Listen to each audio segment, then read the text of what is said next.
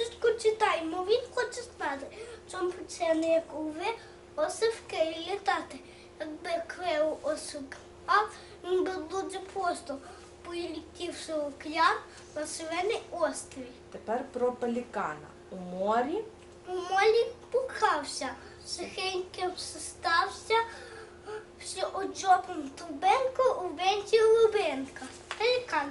Так, тепер є яєчко, про яєчко. Є яєчко у гніздечку, та не можна бувати яєчко, ні у своїй олудині, та синятко зде не впевнено.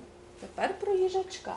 Їжачок. Чок, гет'ячок, із хувок та спичок посив собі підсачок. І по тому підсачку він гуляє по садку. Натикає на ховки, грусі, яблука, сивки.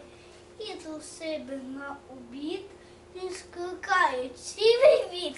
Чому так близько до тебе? Єнотик. Про єнотика тепер. Давай. Єнотик по садку. Гуляє, Вавину в котлик на повалі. Йому додому час зайти, ось цікавість дітвахи. Тепер про вовчика, братика. Вовчик. Вовчик братик, що просив. Кума на наручелі, каже кума, світайте мене на оселю. Так. Та похопив собою веники і уски. Тепер гарно стань і про Миколая розкажи, що це віршка про Миколая? Ще ніхто його не бачив, та у ліжечка дитячі. Він кладе путушки, подарунки і книжки. Хочу я побачити чудо. Називаю спати не буду. Довго я не спав, все чекав. Починаю задрімати. Миколай йшов в кімнату. Він схилився зі мною і розхоче бородою. Щось тихесечко шепоче. Хочу я відкрити очі, та не можу, мабуть, сплю.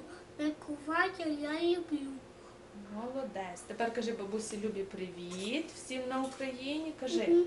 Кажи гарно. Привіт. Дивись на татка, махай ручкою. Привіт. Кажи всім привіт на Україні від Тарасика. Всім привіт на Україні від Тарасика. Молодець.